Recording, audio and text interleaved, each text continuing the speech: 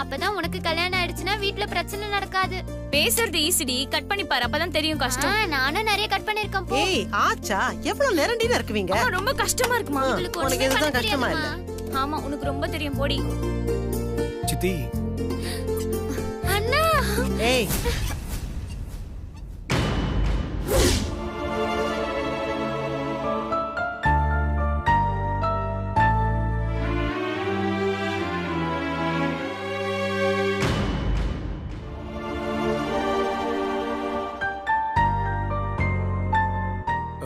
சித்தி.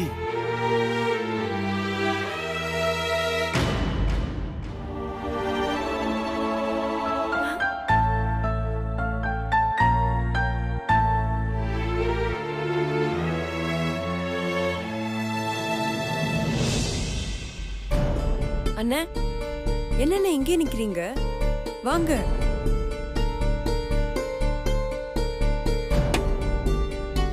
அம்மா, நீ வாயை மூடிட்டு சும்மா இரு.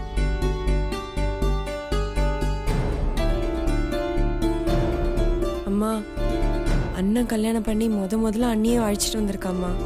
உள்ள வான்னு கூப்பிடுமா. ஏய் நீ பேசாம ரெடி.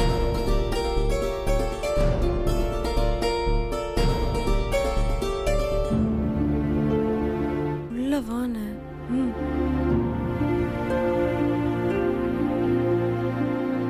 சித்தி, உங்களை பார்க்க தான் நாங்க வந்திருக்கோம். என்ன பார்க்க எதுக்குப்பா இவ்வளவு தூரம் வந்தீங்க? நாங்க தான் பெரிய திருட்டு கும்பலாச்சே. ஏன் சித்தி இப்படி பேசுறீங்க?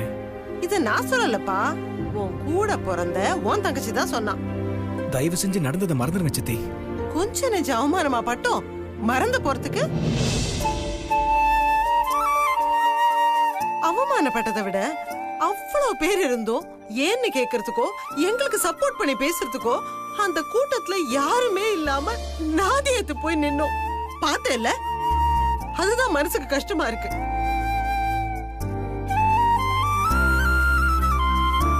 யாரோ மாதிரி இல்ல எல்லாரும் நின்னீங்க. உங்களை நம்பித்தானே நாங்க வந்தோம். நேத்து பிறந்த ஒரு சின்ன புள்ள எங்களை அந்த பேச்சு பேசுறா. யாராவது வாய திறந்து ஒரு வார்த்தை கேட்டீங்களா? சித்தி, நீங்க கோவப்படுறதுல நியாயம் இருக்கு சித்தி. ஆனா அவ சின்ன பிள்ளைத்தனமா ஏதோ பண்ணிட்டா சித்தி. நீங்க தூக்கி வளர்த்த பொண்ணு சித்தி அவ. தயவு செஞ்சு அவளை மன்னிச்சு விட்டுருங்க. யாரு அவ? தெரியாம பண்ணாளா? எல்லாத்தையும் பிளான் பண்ணி செஞ்சிருக்கா. அவ செஞ்ச காரியம் என்னன்னு உனக்கு தெரியுமா?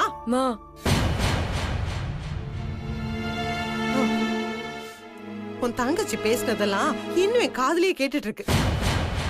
அதையெல்லாம் மன்னிக்கிற அளவுக்கு பெரிய மனசெல்லாம் எனக்கு இல்லப்பா.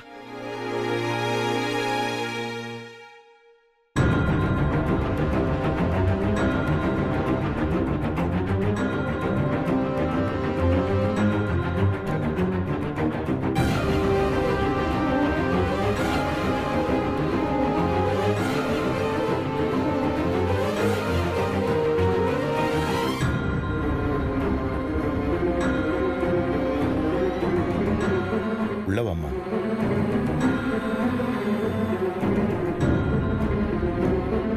வாமா உள்ள.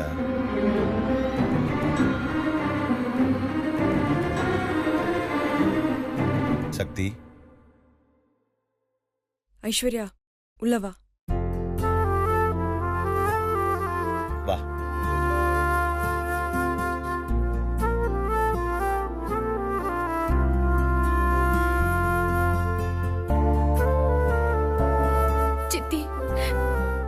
மன்னிச்சிடுங்க சித்தி. நான் செஞ்சது எல்லாமே தப்புதான். அறிவே இல்லாம நடந்துக்கிட்டேன். நான் ஏன் அப்படி நடந்துக்கிட்டேன்னு இது வரைக்கும் எனக்கே தெரியல சித்தி. நான் செஞ்ச தப்புக்கு உங்க கால்ல விழுந்து மன்னிப்பு கேக்குற தகுதி கூட எனக்கு இல்ல சித்தி. சித்தி என்ன மன்னிச்சிடுங்க சித்தி. என்ன பண்ற? ஐயோ, என்னடா என்னடா நீ என் கால போய் விழுந்துகிட்டு?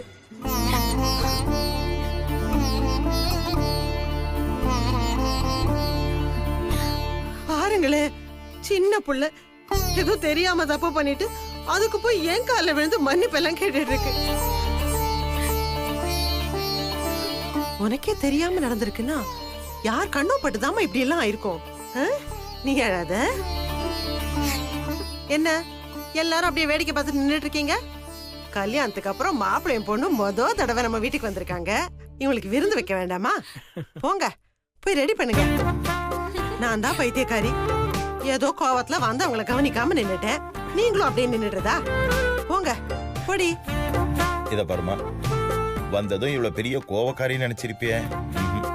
இவ கோவெல்லாம் பால் பொங்குற மாதிரிமா, 2 செகண்டுக்கு மேல தாங்காது.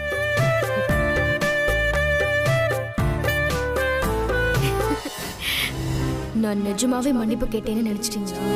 இந்த ஐஸ்வர்யா காரணம் இல்லாம மன்னிப்பு கேட்க மாட்டா. என்னங்க நீங்க என்ன பண்றீங்கன்னா, டக்குன்னு கடைக்கு போய் பொண்ணு மாப்பிளைக்கு ஒரு நல்ல ட்ரெஸ் வாங்கிட்டு வாங்க. விருந்து முடிஞ்சது கொடுத்து அனுப்பணும். அப்படியே ஐஸ்வர்யாக்கும் நல்லதா ஒரு ட்ரெஸ் வாங்கிட்டு வாங்க. சித்தி எனக்கு வேண்டாம் சித்தி. எத்தனை வருஷம் கழிச்சு எங்க வீட்டுக்கு வந்திருக்க, உன்னை வெறும் கையோட அனுப்பிடுவேன். அப்போ அடடா நின்னுட்டே இருக்கீங்களே, வாமா வந்து உட்காரு. வாடா கார்த்திக், உட்காருங்க. மீனாட்சியே நின்னுட்டே இருக்க, போய் சமையல் ஆரம்பிடா. வர. சரிம்மா சரிம்மா. அனு, நீ என்ன பண்ற? அண்ணாச்சி கடைக்கு போய் பாயசத்துக்கு தேவையான சேமியா, முந்திரி, திராட்சை எல்லாத்தையும் கொஞ்சம் கரெக்டா வாங்கிட்டு வா. அம்மாடி, நீ ஒண்ணும் தப்பா எடுத்துக்காத. அன்னைக்கு நடந்த விஷயம் அப்படி. ஐயோ அத்தை, பரவாயில்ல அத்தை, விடுங்க. நடந்த எதையும் நான் மனசுல வச்சுக்கல.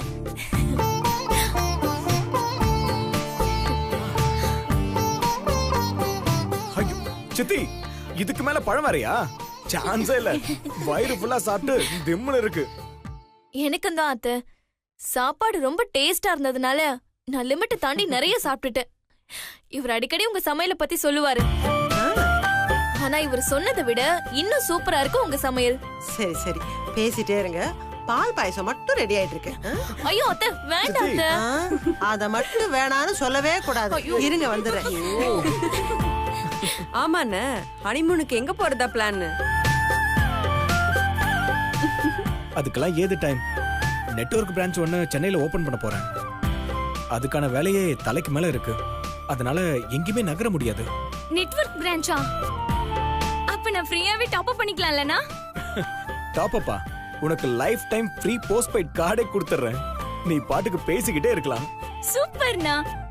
அப்புறம் சக்தி, நீ ஏதோ இன்டர்வியூ அட்டெண்ட் பண்ண போறேன்னு சொல்லிட்டு இருந்தியே, செலக்ட் ஆயிட்டியா? நான் தான் செலக்ட் ஆயிருக்கணும். ஒரு முட்டாள்னால மிஸ் ஆயிடுச்சு.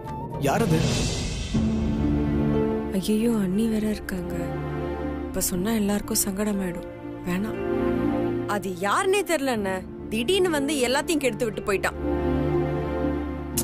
சரி, அதுக்காக நீ ஒன்னும் ஃபீல் பண்ணிக்கிட்டு இருக்காத. எங்க ஆபீஸ்ல மேனேஜர் போஸ்டுக்கு, அசிஸ்டன்ட் மேனேஜர் போஸ்டுக்கு, அப்புறம் கால் சென்டர் ஆபரேட்டர் போஸ்டுக்கு இவங்க எல்லாருக்கும் நாளைக்கு இன்டர்வியூ பண்ண போறோம். பேப்பர்ஸ்ல கூட ஆட் கொடுத்திருக்கோம். நீ அப்ளை பண்ணு. ஓகேண்ணே. உன் குவாலிஃபிகேஷனுக்கு நீ என்ன அப்ளை பண்ண போற? அசிஸ்டன்ட் மேனேஜர்க்கே அப்ளை பண்ணலாம். ஆனா உங்க கம்பெனில எக்ஸ்பீரியன்ஸ் கேட்பாங்களா? எக்ஸ்பீரியன்ஸ் முக்கியம் இல்ல, டேலண்ட் தான் முக்கியம். அப்ப நீ அந்த மேனேஜர் போஸ்டுக்கு சேர்த்து அப்ளை பண்ணு. ஓகேண்ணே. ஆனா ஒரு கண்டிஷன். இந்த இன்டர்வியூல உன் திறமையை பொறுத்து தான் வேலை. கண்டிப்பா ரெக்கமெண்டேஷன் கிடையாது. அண்ணே, ரெக்கமெண்டேஷனால தான் ஒரு வேலை கிடைக்குதுன்னா நானே அதுக்கு ஒத்துக்க மாட்டேன். அதான் சக்தி.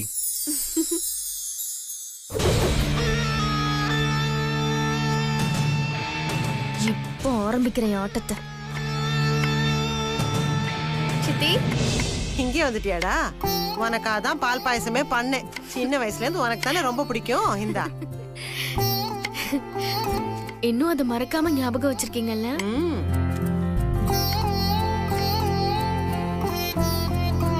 சித்தி பாயாசம் சூப்பரா பண்ணிருக்கீங்க.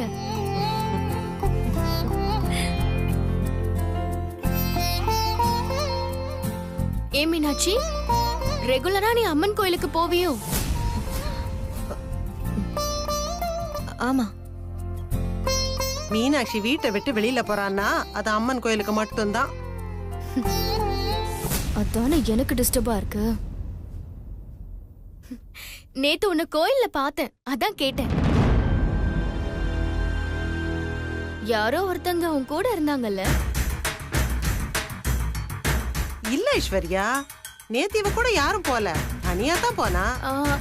இல்ல சித்தி, நம்ம வீட்டு ஆளுங்க இல்ல, வெளி ஆளு. யாரு மீனாட்சி அது? உன் ஃப்ரெண்டு காவியா கோயிலுக்கு வந்திருந்தாளா? சித்தி, அது பொண்ணு இல்ல, பையன்.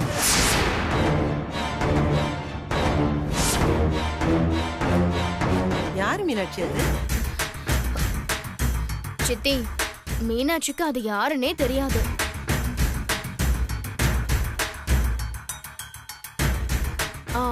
மீனாட்சிக்கு தான் கோயிலுக்கு போன சாமியை தவிர வேற யாரையும் கண்ணுக்கு தெரியாதே. நான் வந்ததையே மீனாட்சி கவனிக்கல சித்தி.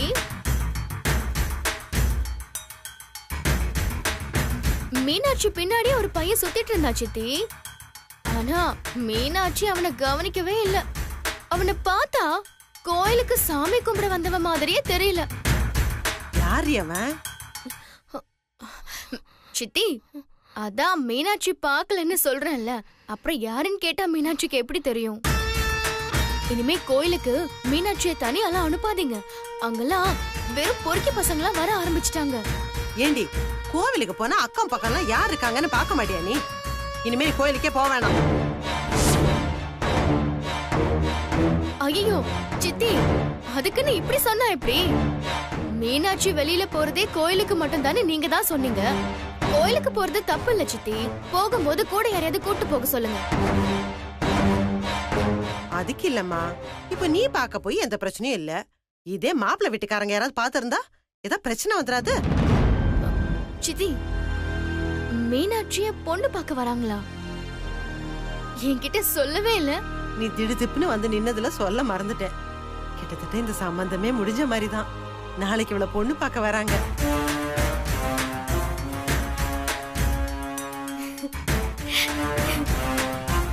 சித்தி, நீங்க கொடுத்த பாயாசத்தை விட மீனாட்சிக்கு கல்யாணம்னு சொன்னீங்க பாருங்க, அதுதான் ரொம்ப தித்திப்பா இருக்கு.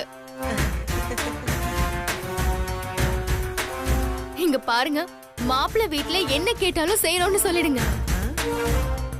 நான் அப்பா கிட்ட சொல்லி எத்தனை பவுன் நகை கேட்டாலும் நான் போட சொல்றேன். அதுக்கு நான் கேரண்டி சித்தி. அதெல்லாம் நீ ஒண்ணும் செய்ய வேண்டாம். மாப்பிள்ளை வீட்டுல எதுவுமே எதிர்பார்க்கலன்னு சொல்லிட்டாங்க. இத கொடுத்துட்டு வந்துடுறேன்.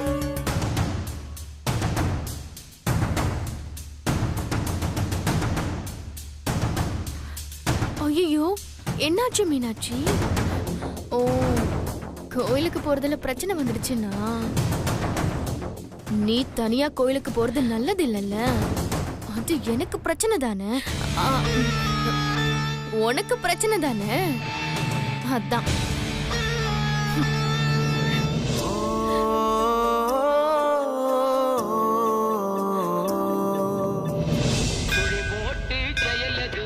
தொந்தி விநாயகா, தொழு ஒரு நாயகா, இன்னைக்கு மட்டும் என் ஆளை கண்ணில் காமிச்சிட்ட, உனக்கு 100 தேங்காய் உடைக்கிறேன். ஐயோ, அவசரப்பட்டு சொல்லட்டுமா?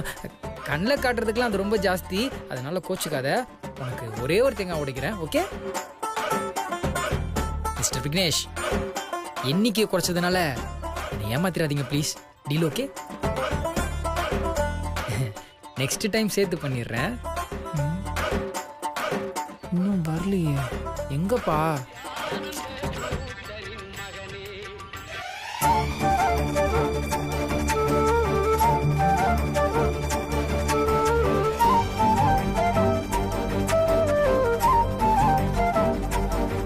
நாயகரே, உன் கருணையே கருணை. நம்மால தனியா தான் வருது போல. விநாயகா, எண்ணிக்கையை குறைச்சதுனால உன் சித்து வேலையை காமிச்சிட்ட போல. அக்கா, போலாமா? வா.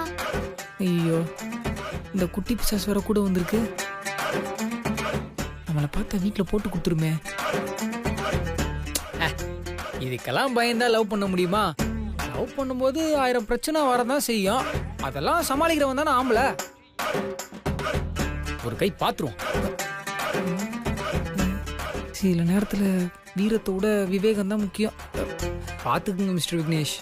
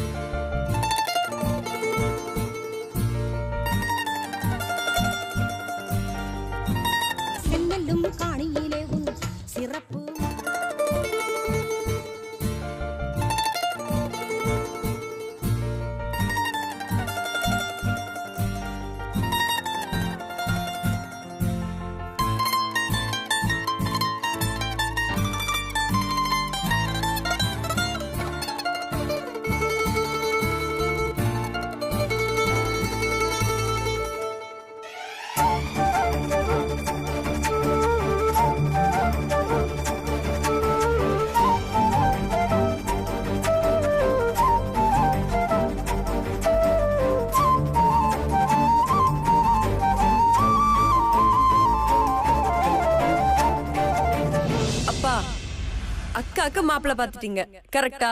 எப்படிடா கரெக்டா சொன்ன?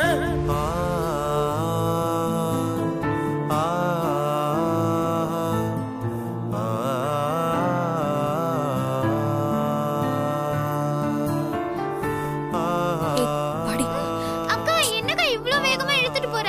நீ தானக்கா சொல்லுவ கோயில சுத்தமா ஸ்லோவா சுத்தணும்னு. இப்ப நீயே வேகமா இழுத்துட்டு போனா எப்படி? சொன்னா கேளு, பேசாம கூட வா. இவ்ளோ வேகமாலாம் என்னால வர முடியாது. கைய விடு. அக்கா ஸ்பீடாலாம் என்னால சுத்த முடியாதுக்கா. வேணா நீயே போய் சுத்து போ. வாடி. முடியாது போ. நீயே போ.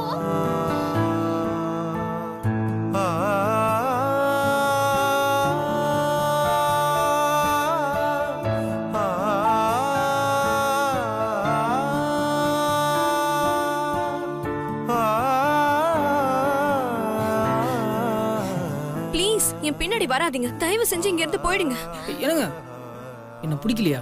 தயவு செஞ்சு சொல்லிட்டு போங்க. உங்களுக்கு என்ன பிடிக்கும்னு எனக்கு நல்லாவே தெரியுங்க.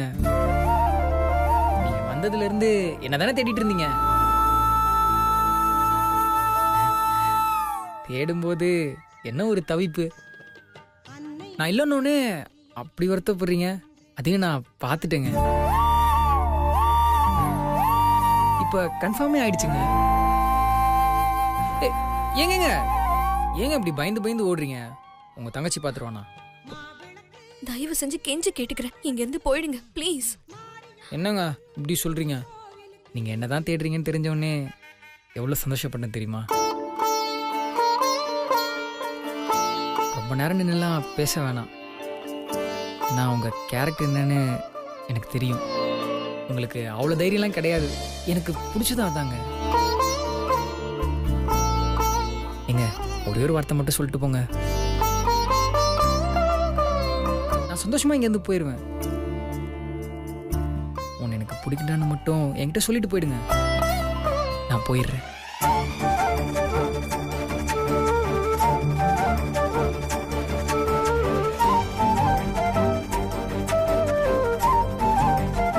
அக்கா என்னக்கா அதுக்குள்ள சுத்தி முடிச்சிட்டியா?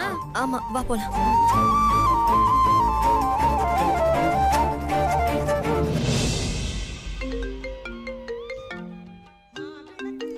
எதுக்கு கால் பண்றா?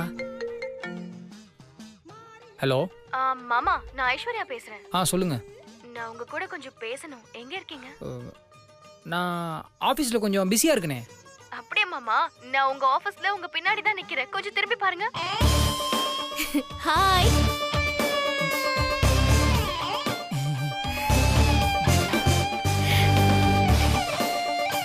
மாமா, போய் சொல்லி மாட்டிக்கிட்டோமேனு கில்ட்டி ஆகாதீங்க.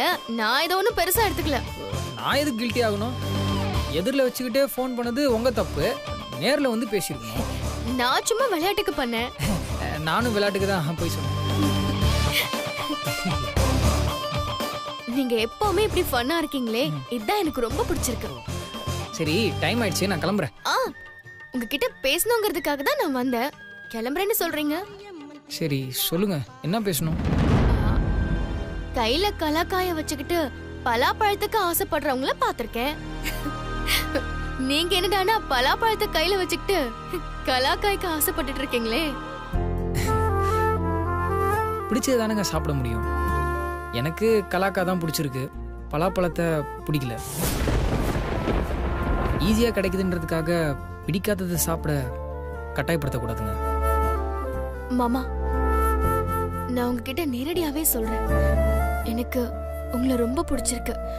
நான் உங்களை கல்யாணம் பண்ணிக்க ஆசைப்படுறேன்.